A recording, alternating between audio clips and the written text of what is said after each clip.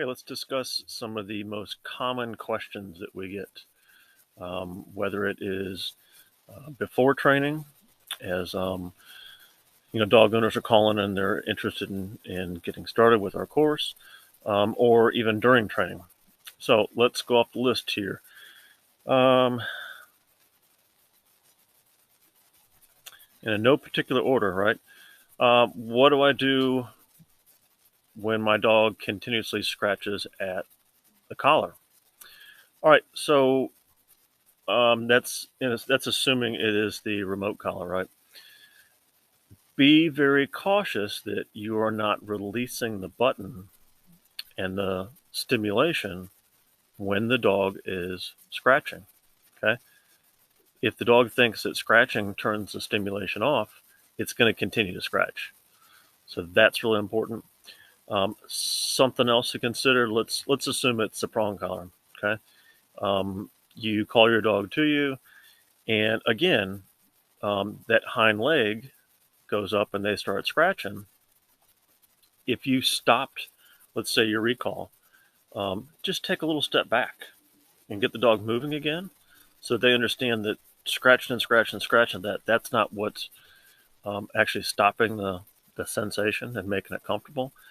It's the completion. So completion of command makes the prong collar nice and loose, or the remote collar turn off. So when you release that button again, if they're scratching, don't release it. Just keep them moving again, and then turn off. All right, let's look at another one. My dog barks continuously in the car. How do I stop that? All right. If your dog's on a remote collar, right, you should be marking a behavior with the word no, and then you press the button and you give a sensation on the remote collar that's uncomfortable. It is. Uncomfortable doesn't have to be painful. I talk a lot about if the sensation feels like a fly's landing on your arm.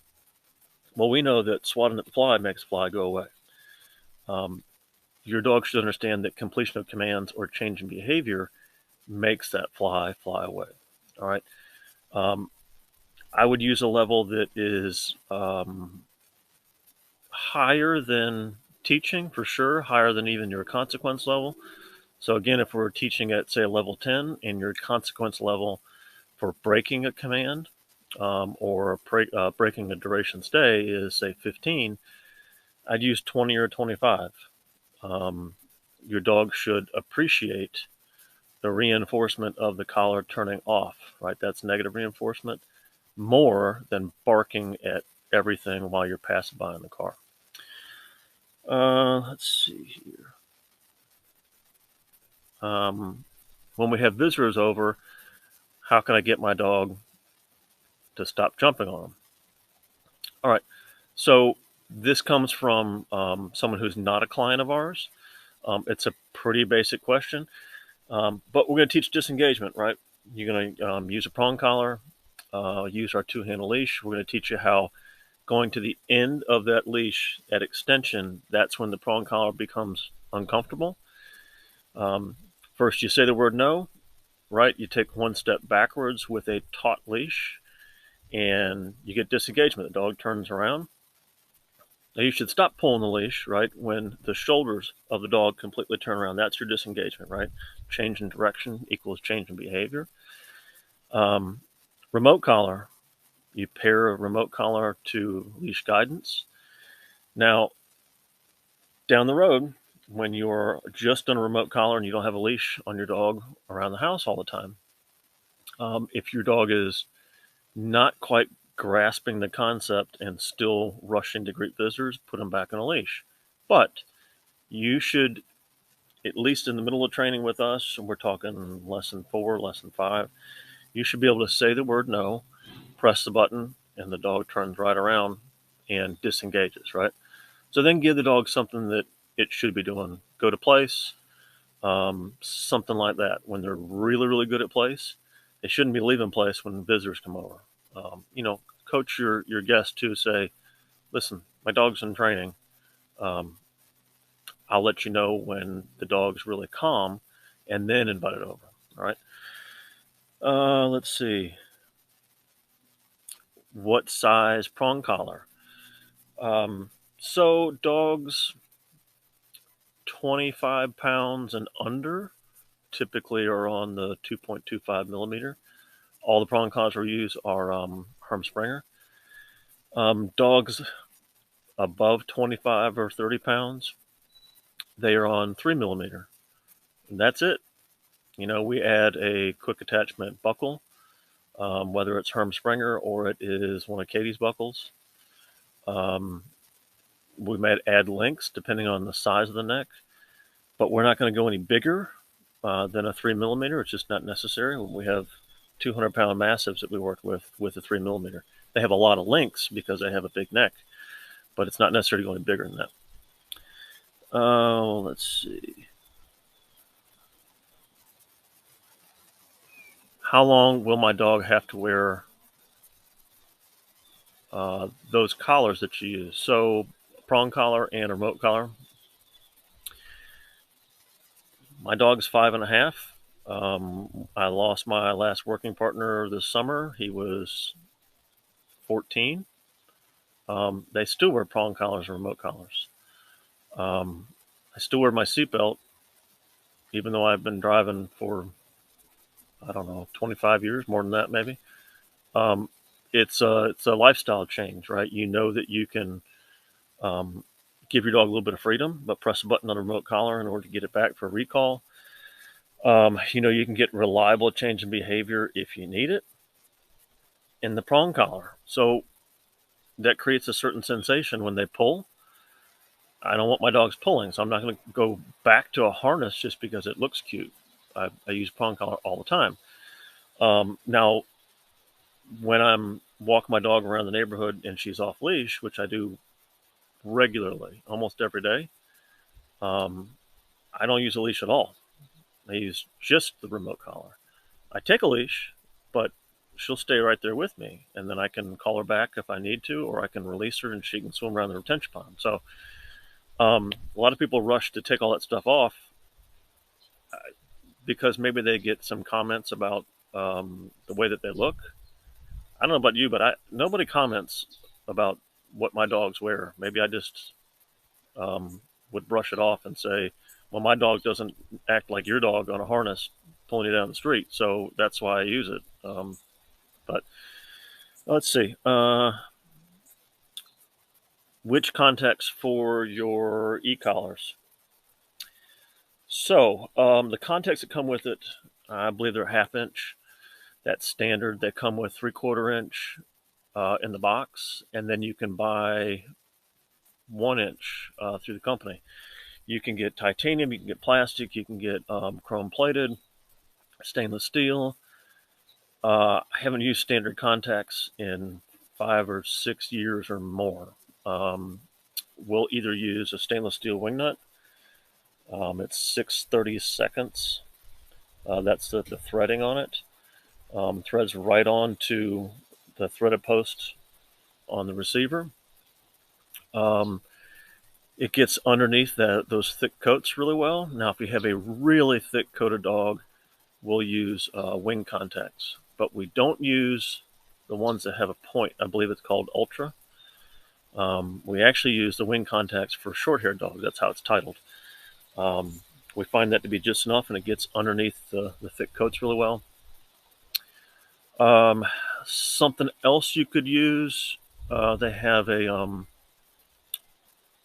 Comfort Pad long hair contact. We did an entire video on that, and it's available on our Patreon channel with all the different contacts. Comfort Pad short hair, Comfort Pad long hair.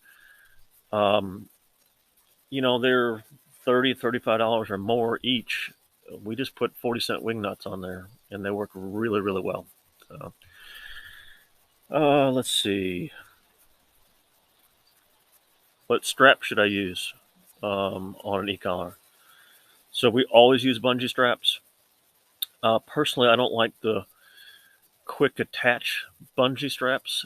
It is the buckle style that snaps together. I think people get too used to seeing a specific size because they kind of set it and forget it.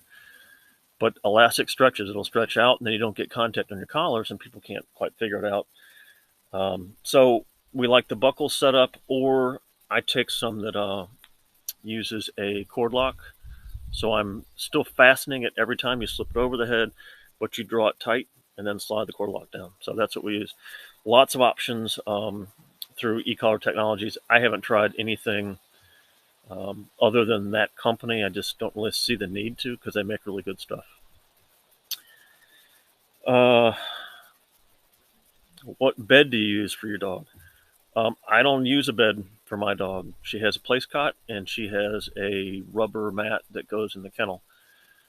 In that kennel, it is a barn stall mat from like a farmer's supply company. I think it's like 3/4 inches thick. Chewing on it's not really an option because it's so thick. Place cot. Yeah, I mean, she just sleeps in the place cot. It's nice for long-haired dogs because it's cooling. The air gets underneath it, and it creates that balancing effect that we really like, for work on duration stay. Let's see here. What kennel should I use? All right, so if you have a dog that doesn't have any separation anxiety problems, you can just use a standard like wire style kennel. I think Midwest makes some. I mean, Amazon even makes some. They're relatively cheap. It should, if you have, for example, my dog is 55 pounds. She's a short-haired pointer. She has one that's 36 inches long. So my other two working dogs, I had kennels that were 42 inches long. And the length then is relative to the height and the width as well. So that's a pretty typical size for, those type of dogs. If you have a dog with separation anxiety, you really need something that they can't chew up. That's a whole nother topic, and we'll do a video on that too, so you can really dive into why it's so important. But they want to escape, so if they can chew on something, they can crack the plastic or they can bend a bar, they're going to. That's that anxiety that kicks in, that they think that they're trapped and nobody's coming back for them. So, and then it goes on to say what brand. So I mentioned before, I mean, even Amazon makes some. The brand really isn't important for the wire style. Just get something with good gauge to it so that it's not going to bend really easily. The kennel that's in the back of my truck that a lot of people have seen, it is, if I pronounce that right, it is Kalispel, I believe is the name of it. They don't make it anymore. You can't even find it. I think Impact Crates bought them out. The style is very, very similar to that. So it's like an aluminum paneling, then with holes cut out rather than wire style. Another brand to look at is Roughland Kennels. They're plastic, but it is, again, it's like paneling. And they're made the same way that kayaks are made. So it's kind of all one piece. Problem with that is it's not very easy to transport. So if you're thinking that you'll throw it in the back of your car because you're traveling, and when you get to a cabin that you rent or something like that, they don't fold. So it can be kind of a pain, but it's better for separation anxiety as well. All right, let's see. Do you offer installment payments? All right, so that's from someone that was interested in being a client. The answer is no, we don't. Installment payments, they create an unfair expectation to the trainer and to that dog. Those that say, well, I want to do 8 lessons, but I want to pay for 4 now. Well, those that pay for 4, they typically won't pay for an additional 4, but they expect the trainer to rush them through and get as much done as possible in 4 lessons. It's not fair to the dog. They don't put extra time in practicing, but they're missing out important lessons that down the road they're going to need. And they may run into some problems. And they'll say, well, we trained with you 2 years ago, and we're still having issues. It's because you didn't finish the course. That's why. And when you do installment payments, people don't finish the course. They don't achieve all the goals that they set for themselves, and it's problematic. And they want us to rush through training just to get them a cheaper price. So that's not something we do. Older dogs and equipment. So specifically, they're asking if training with us, if they should include their older dogs in training. So the answer is most of the time you should, yes. If you have a dog that's 7 or 8 years old and you're bringing a new puppy in, or even a dog that's a couple years old, but you want to do training, what you might find is the younger dog is getting a lot of attention, okay, through training. The older dog may get a bit jealous. Also, you may have some behaviors pop up from the older dog because of that jealousy. So hold every dog in the household accountable for behaviors. And, you're talking about, with us at least, you're talking about adding a little bit of equipment and maybe an extra lesson or two, so it's fair, and we're not rushing through. But hold them all accountable. If you have a very old dog that has an injury or something like that, well, we're not going to ask them to complete a recall very quickly, but still hold them accountable for no growling, no jump on the counters, things of that nature. And remember, the prong collar looks scary, but it's actually very gentle when used correctly. You get a quick response out of it because it hits those very sensitive spots, right? Same with remote collar. If you're using it right, really low levels that are very fair. So it shouldn't be an issue at all. Let's see what else we have here.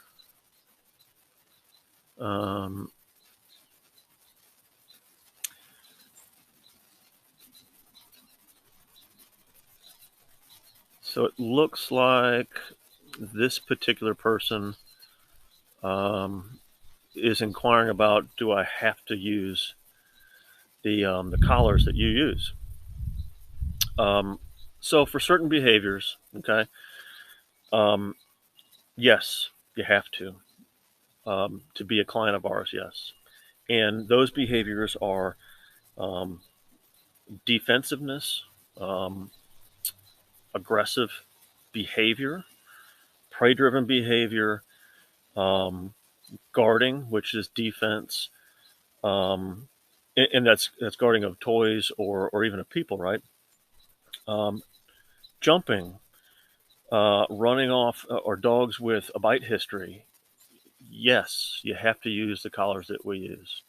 You have to actually use the brands that we use too, because they are that much better than the other brands that are out there. Maybe we're not the trainer for that particular person. And that's all right. If they're uncomfortable with our type of training, that's fine. Find somebody that you're comfortable with.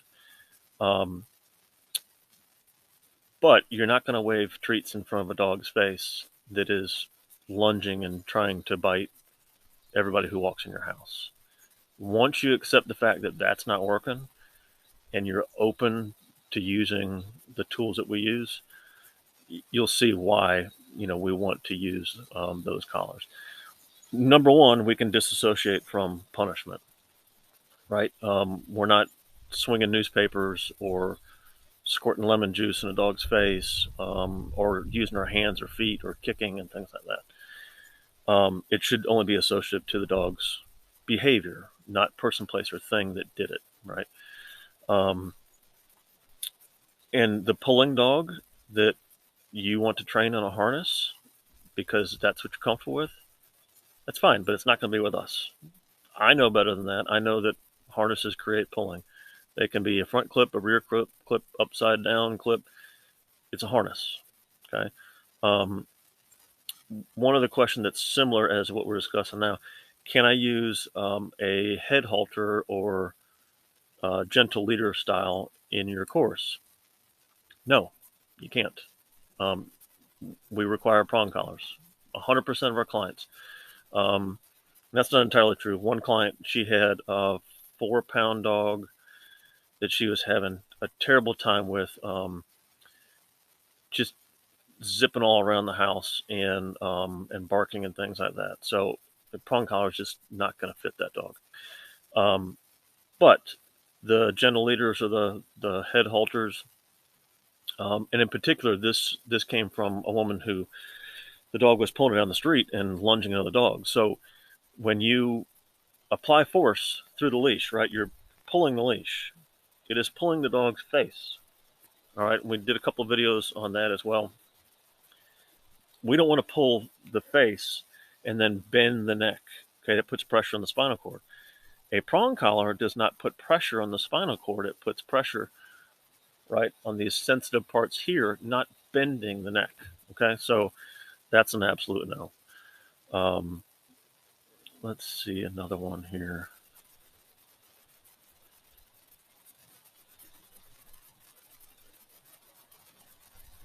How do you recommend stopping behavior without an e-collar? And then it goes on to say barking and jumping on guests.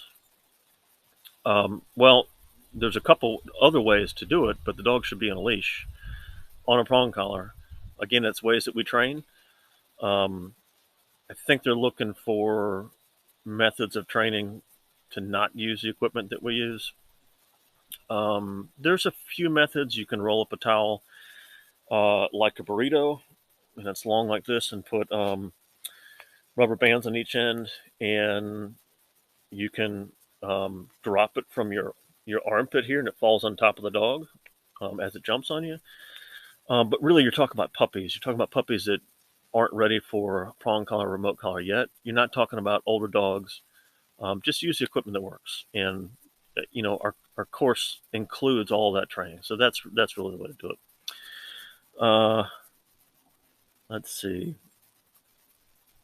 What collar model do you recommend for 2 dogs in the house?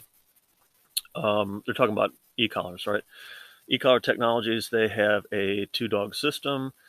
It's a very simple system. It's the ET302.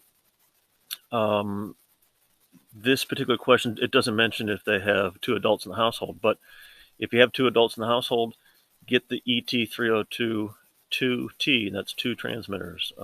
Just did a video on that. That'll post soon if it's not already posted by now on Patreon for sure. So, okay, that's a combination of the most common questions that we get, and hope that helps a few people.